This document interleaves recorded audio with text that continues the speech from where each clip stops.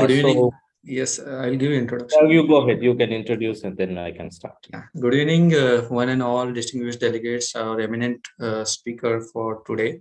Uh, I would like to welcome you all for the scientific feast called CLEARTalk. I would like to give my most sincere thanks to Dr. P. Vijay Shekar, sir, uh, who is a leading cardiologist and he is a consultant intervention cardiologist electrophysicist in Apollo Super Specialty Hospitals, Trichy. And we have the best of the best faculty here. And I would like to sincerely thanks all the audience and delegates for this scientific webinar. Giving a small brief about ClearTalk. ClearTalk is one more facet of Unite Against Dyslipidemia. As you know, in India, 1.24 crore Indian population is having uncontrolled LDL cholesterol, and 7 out of 10 patients are having uncontrolled LDL cholesterol. So, to give more on the recent development, that is on bempedoic acid, this is the new add-on choice for LDL cholesterol management. We have Dr. Vijay Shekar sir. So without wasting much of our time, I would like to hand over the session to sir to discuss bempedoic acid through the lenses of clear outcomes trials. That is late breaking clear outcomes trial, which was presented in ACC 2023 in the month of March. So would like to welcome you, sir, and hand over the session to sir. Thank you. So thank you, Mr. Satish, for the introduction and your kind words. Before I start, I would like to thank Zydus for this initiative because keeping us update on the day-to-day evolving changes and the newer molecules are essential in our clinical practice. So I will keep this topic as simple as possible.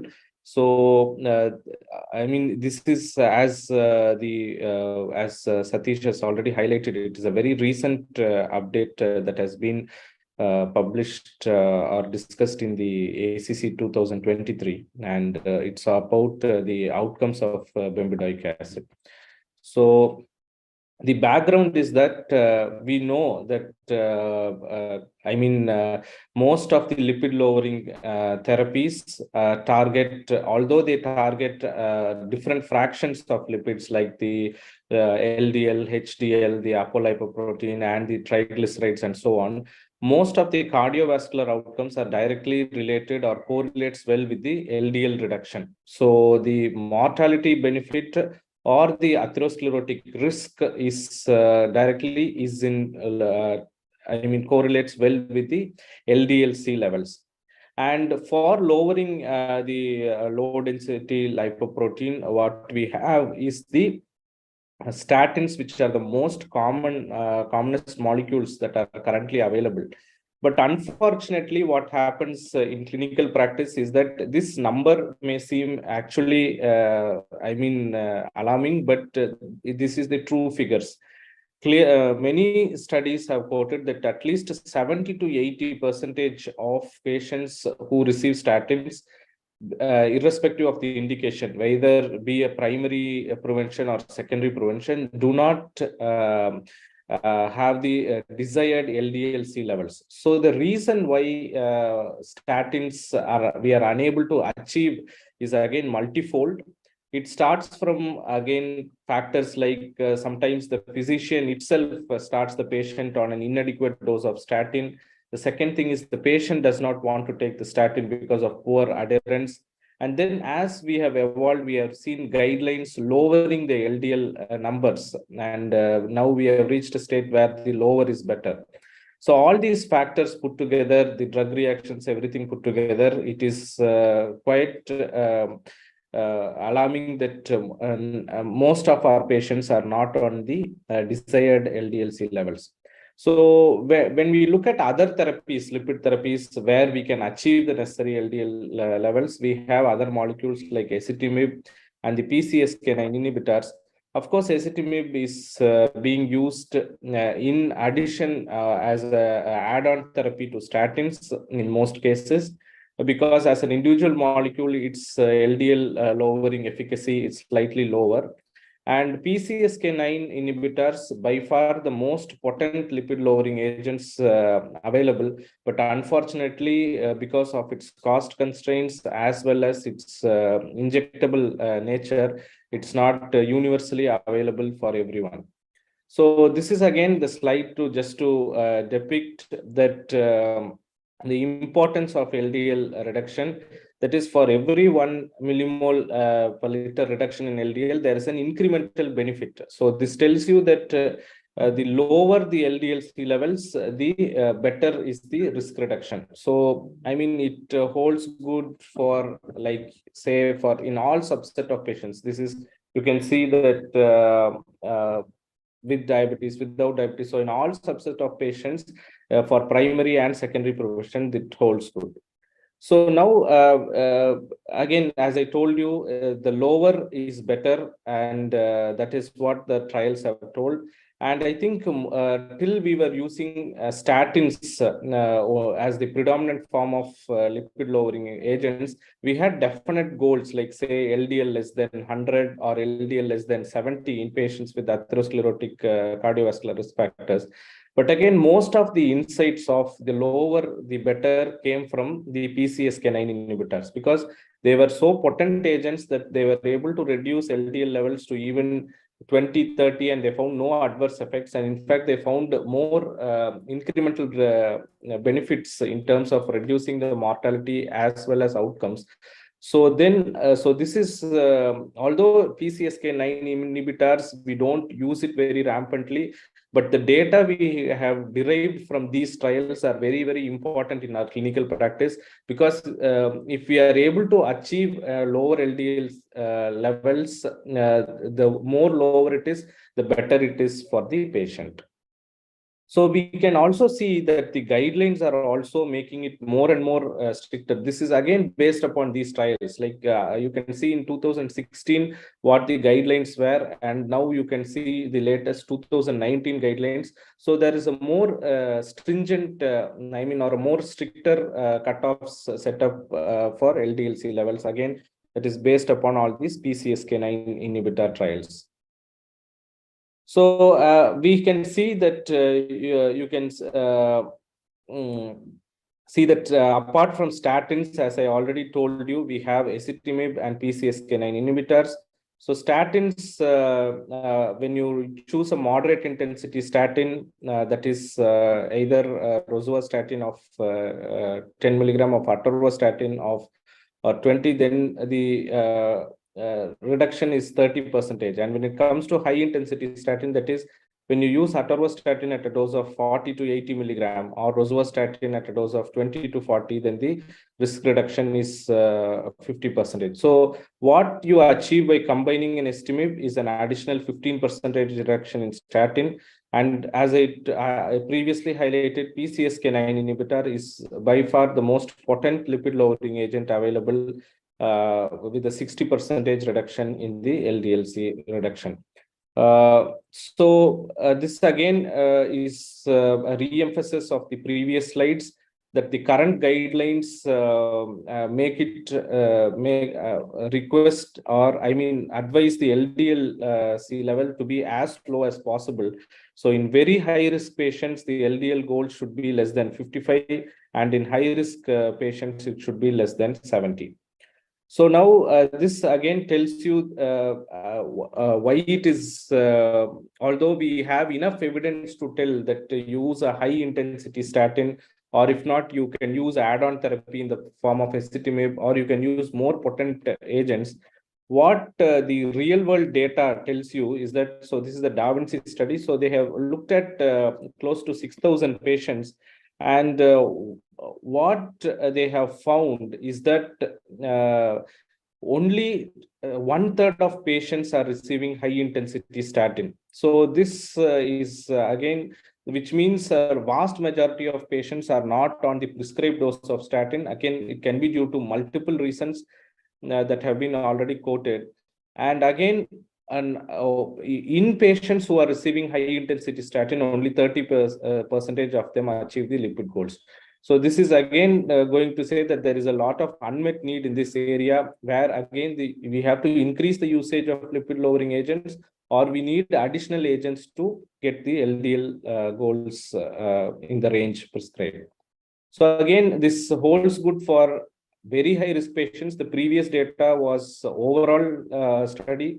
So even in high risk patients, maybe the proportion of patients receiving high intensity statin is slightly higher, but still you can see only 1/5 of the patients receiving high intensity statins achieve their goal. So there is clearly a need for usage of another additional agent, um, in addition to the, routine statins that we are used. So that is where we try to fit in the newer molecule, that is the bempedoic acid. So a brief thing on the bempedoic acid mechanism of action. So what happens is bempedoic acid is converted into, once it is ingested, it is converted into an active metabolite, that is the bempedoyl-CoA. And this active metabolite is responsible for the inhibition of the ACL enzyme. The ACL enzyme is the adenosine triphosphate citrate lyase enzyme. And this is an important enzyme that is involved in the cholesterol synthesis. So if we can recall the mechanism of statin, again, statin also is a molecule that inhibits HMG-CoA reductase. That is again the major rate limiting step that is involved in cholesterol synthesis. So how is this molecule different from statins? Again, there are two differences. One is it needs an enzyme to be converted into an active drug. One is this. And second is that the level of inhibition is higher. 2 steps higher in the cholesterol synthesis, this molecule is going to act. So what happens is the cholesterol synthesis comes down, as a result of which there is an upregulation of the LDL receptors, and this uptakes the LDL-C, thus reducing the LDL cholesterol in the blood. So this is how bempedoic acid achieves the or is able to lower the cholesterol levels. One of the another major differences between the bempedoic acid and statin, apart from having common properties on the cholesterol pathway, is that it is confined only to the liver. So because the enzyme that is required for activation of bempedoic acid is present only in the liver, whereas it is not present in the skeletal muscle. So why is this important? Is because only because statins can act on the HMG-CoA reductase in the skeletal muscle, kidney, as well as in liver. That is why, because of its action in the skeletal muscle, the patients on statins have predominant myalgias and muscle-related symptoms. So statin-associated muscle symptoms, SAMS is what we call it.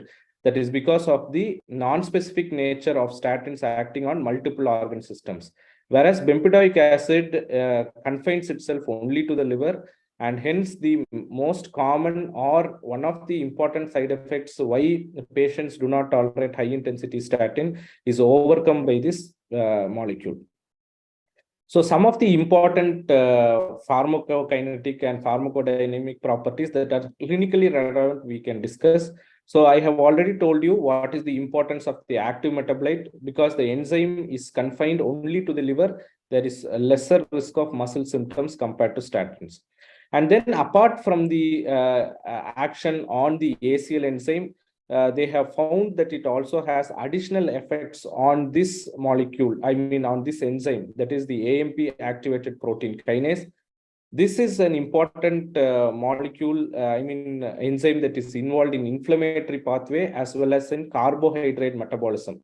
So the reason why I am quoting this is they may have implications like statins, as like anti-inflammatory properties are possible. And second is because of its effect in carbohydrate metabolism, there is also a risk of developing new onset diabetes. But of course, these are yet to be studied extensively, but we have to remember that they could have some potential anti-inflammatory as well as pro-diabetic properties because of these additional effects. And other important thing is, like, there is no absolutely food interactions when with respect to bempedoic acid. So it has very good oral bioavailability. So the usual dosage that is prescribed is 180 milligram per day. And importantly, with respect to renal and liver impairment, in mild to moderate cases, there is no dosage modification required. And one very major, again, an important and advantage of using this bempedoic acid is, unlike the statins, which have a lot of drug interactions because of the cytochrome pathways that are involved, these have very minimal drug interactions because no cytochrome pathways are involved in the metabolism of this drug. The only concern is because of this inhibition of this organic anionic transporter. Because it can act on this transporter molecule, there we can expect some increase in the uric acid levels as well as a mild increase in creatinine levels also. We will see how it is clinically relevant in the subsequent slides. And very important is that whenever we use a lipid lowering therapy, the immediate question that comes to us is whether it can be used as a monotherapy or as an add-on therapy. So when it has to be used as a monotherapy, so again, they have studied what are the properties or interactions when used with other studies. So we will come to that. Certain statins do not have any interactions, like, for example, atorvastatin or rosuvastatin, you can safely combine it. But whereas when it comes to simvastatin and pravastatin, then you have to be careful while using bempedoic acid. And again, it has been used in combination with ezetimibe at a dose of 180 milligram of bempedoic acid plus 10 milligram of ezetimibe, and they have found no difference in efficacy or no adverse effects. So it is safe to be combined with atorvastatin, rosuvastatin, as well as ezetimibe. So you can also expect a incremental benefit for this. So this is again the summary slide of what we have been discussing in detail. So there is no concern with respect to renal and hepatic impairment. But again, cause of concern is, one is hyperuricemia. There have been reported case of gout as well as hyperuricemia. That is because of its inhibition of the organic anion transporter protein. And this is again something we have to be very cautious of. There is a risk of tendon ruptures. So this is again common in patients who are elderly, who are taking corticosteroids, fluoroquinolones, or whenever the patient has a past history of renal failure. But again, they have analyzed and they have found, but most tendon ruptures have happened when not when bempedoic acid was used as the monotherapy, but usually in combination with statins, the risk is much, much higher. So this is, so uric acid levels, hyperuricemia, gout, as well as having a high risk patient for a tendon rupture is what we have to think of. And as I previously told you, there is, if you are considering using simvastatin or pravastatin, of course, this is not very commonly used in our population. We tend to use more of atorvastatin and rosuvastatin, so might not be a problem in our population, but still a word of caution for this. Of course, there is no data with respect to pregnancy as well as breastfeeding. So we have seen clearly what bempedoic acid is capable of, how it is different from statin, how its properties make it more advantage than statin and its use. So this is now clinical data. What we can look at is the CLEAR trial series.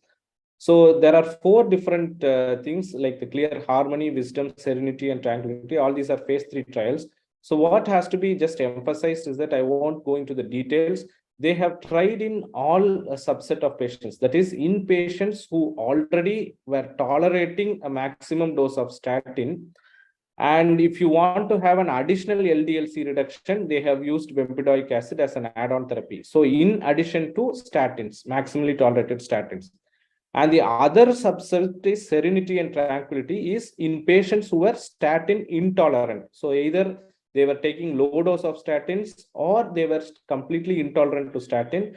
In those patients also they were used. Again, they used it as monotherapy or in combination with ezetimibe also. So they have tried in all possible combinations.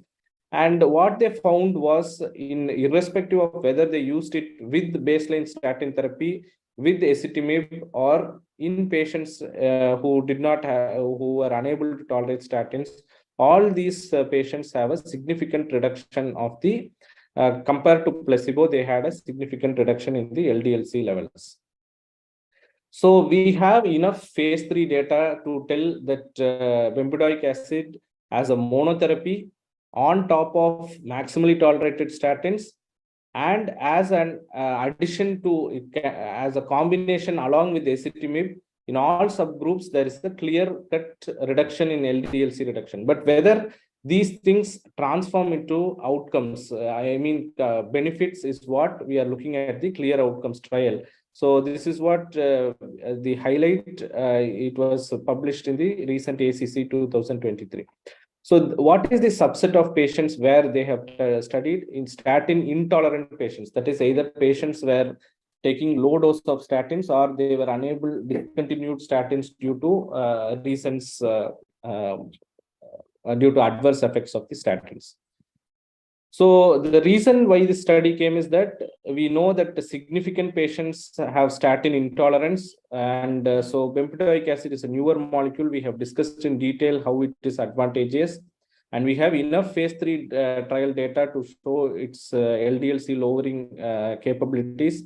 And so now we have to look at the cardiovascular outcomes. So again, this study looked at both primary and secondary prevention. So LDL-C of more than 100. So they gave bempedoic acid at the prescribed dose of 180 milligram per day versus, and it was compared with the placebo. So you can see that the number of patients enrolled in the study was very high, and it is a multi-center study done across 32 countries. So close to almost 14,000 patients were enrolled in this study. And you can see they were followed up for almost close to a little above 3 years to study the data. So I will not go into the details. The highlight here is that the LDL levels are around 140. The mean LDL cholesterol levels were 140 in this patient. So there were most of these patients, vast majority were patients who already had a documented cardiac or a peripheral disease event, like 70% of them for secondary prevention and 1/3 of them for primary prevention. And you can look at the statin usage. So these, again, to re-emphasize, these are patients who are intolerant to statin. So statin usage is very less in these patients. Ezetimibe, again, usage was very less in this group of patients.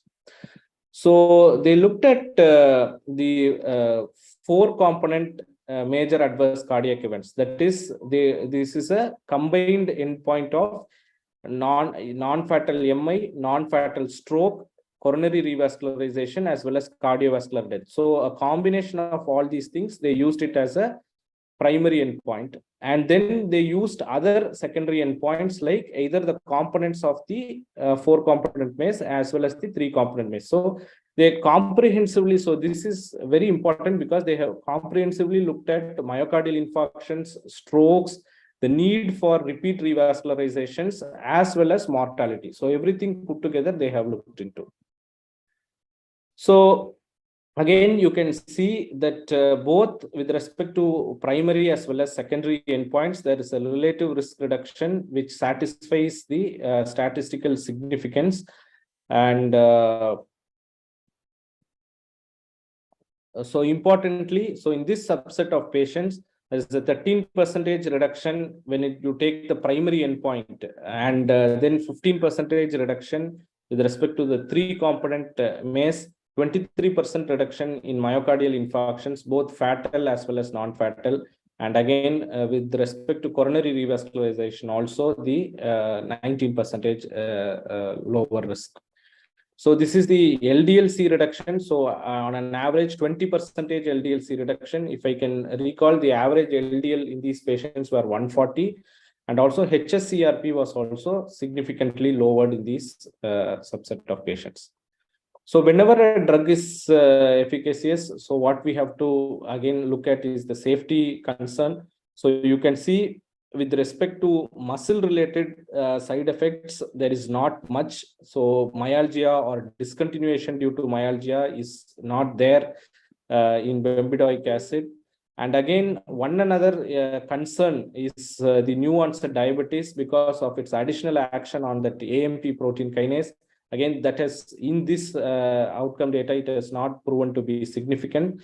But what is cause of concern is the hyperuricemia. You can see it is clearly higher than compared to the placebo arm, and also the number of people developing gout. So this is something that we have to keep in mind. So all this is because of the its ability to inhibit the OAT receptors.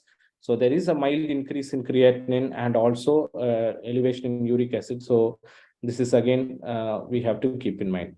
So in conclusion, there is very good data now to support that both in primary and secondary prevention patients who are not tolerating the required dose of statins, bempedoic acid is very safe. You can see that the discontinuation rates of bempedoic acids were almost equal to placebo.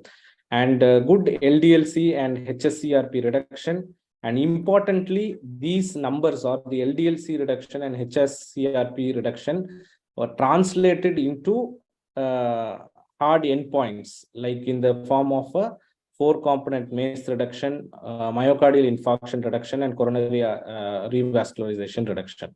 So the take-home point will be, it is the advantage of bempedoic acid is that it's an oral molecule and it has a novel mechanism of action which prevents or which overcomes the disadvantages of the statins.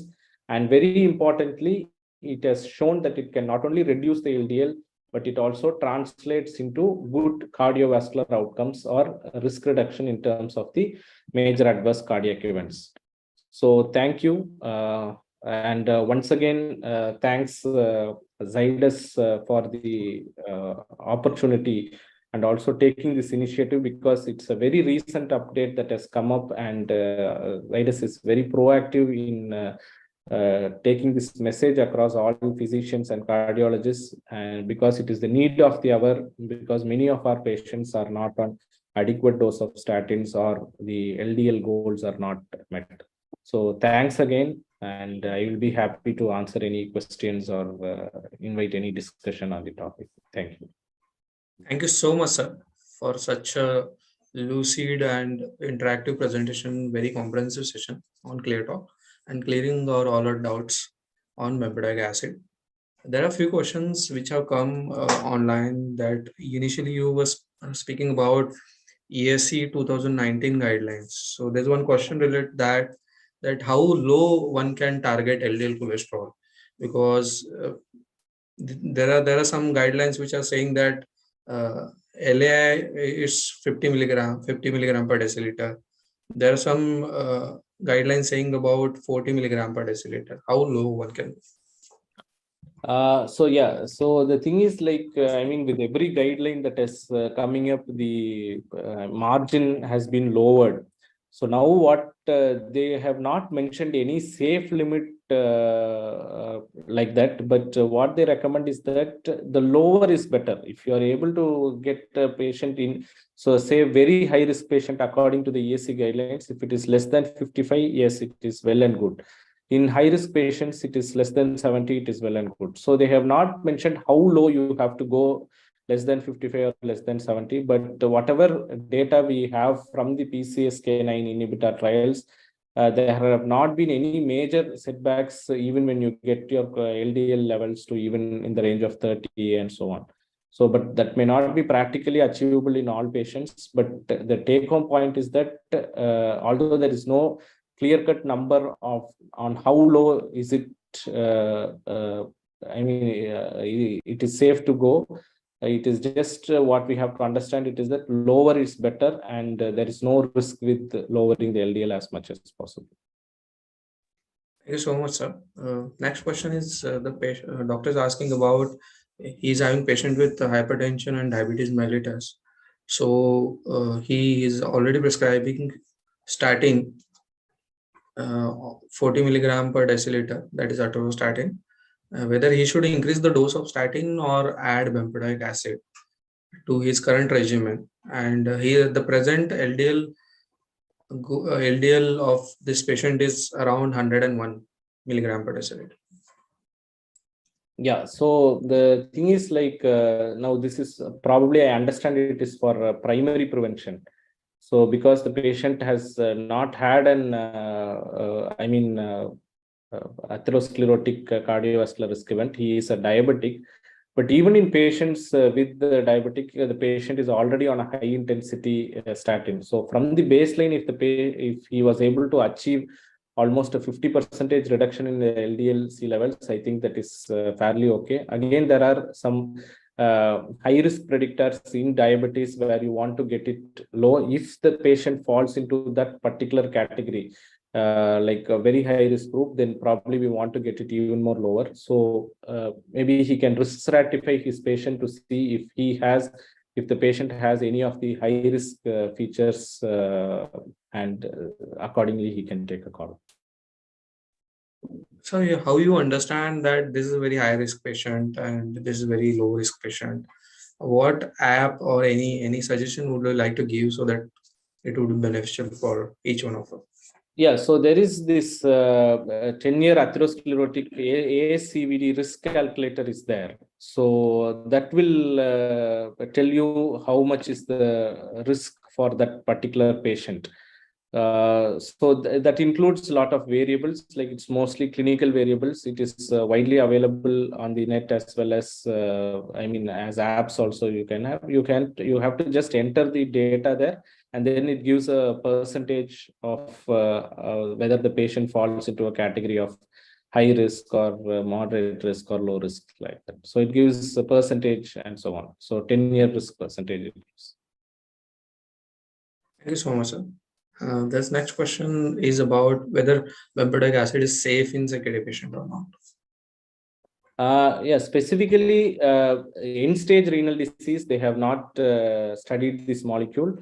They have used it in mild and moderate renal impairment. So with respect to that, yes, we can use bempedoic acid safely without any dose reduction. But again, there is no data with respect to severe renal impairment. In those patients, this molecule has not been studied.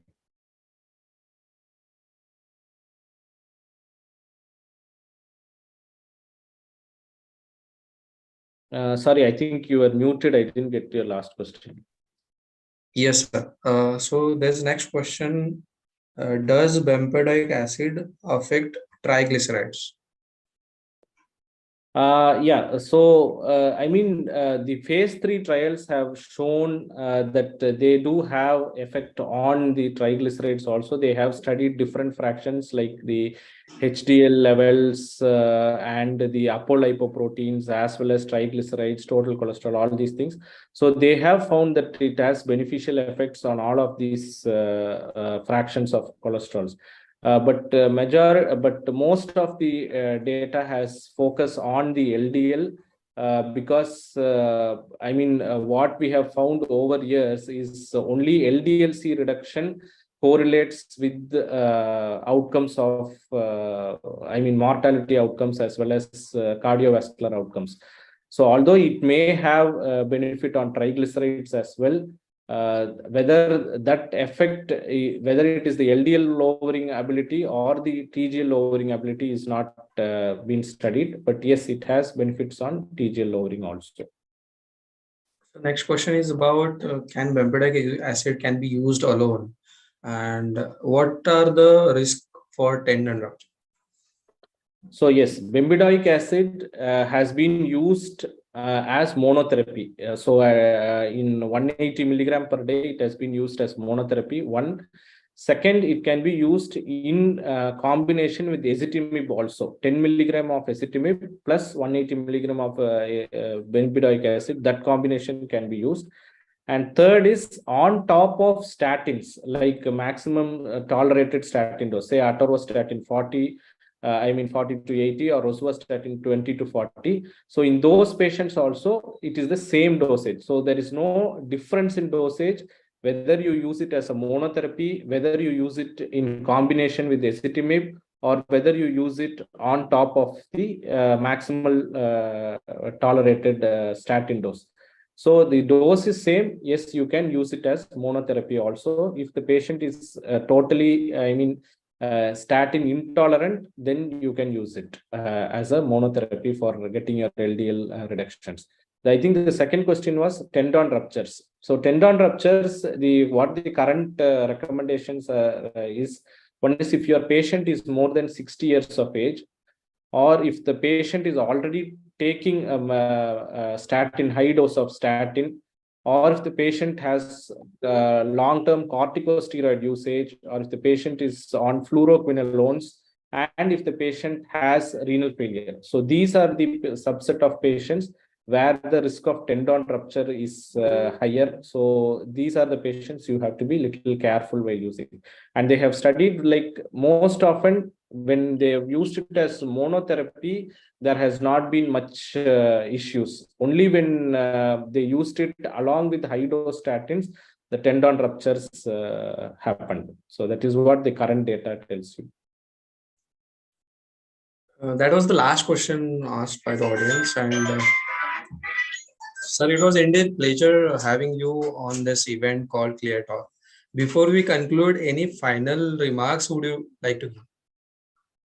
Yeah, so I mean, this is we have been long time waiting for a molecule that can fit in this lipid lowering algorithms, because we have had, I mean, statins by far, although we commonly use, we have had problems with statins, like patients don't want to take it because of myalgia, other reasons, and so on. So we were always looking for an effective alternative. Although ezetimibe is available, the efficacy with which ezetimibe lowers the LDL cholesterol is not, I mean, as potent as we would like to have it. So I think bempedoic acid can fit in that vacuum in this lipid lowering therapy, because it can be used across all spectrum of patients, like in statin tolerant patients, statin intolerant patients, as monotherapy, in combination with statins, in combination with ezetimibe. So that, I mean, makes it a very versatile molecule. I think as more and more data comes, we will be using more of this molecule, likely benefiting more patients. Thank you so much, sir. Yeah, on behalf of Zydus Life Sciences, I would like to extend a sincere thanks for your comprehensive session. And we are sure that the knowledge imparted to all the delegates is very, very effective in usage of bempedoic acid as an add-on choice to statin therapy. And you all almost covered all the aspects of uh, the session. At the same time, would like to thank all the delegates for your active participation and patient hearing. So thank you once again, all of you, and have a great evening. Thank you. I would like to extend my thanks to you, sir, for being available for tonight and giving this wonderful, wonderful lecture and session on bempedoic acid. Thank you so much, sir. Thank you so much. Thank you all delegates, and again, once again, thanks Zydus for the opportunity. Thank you.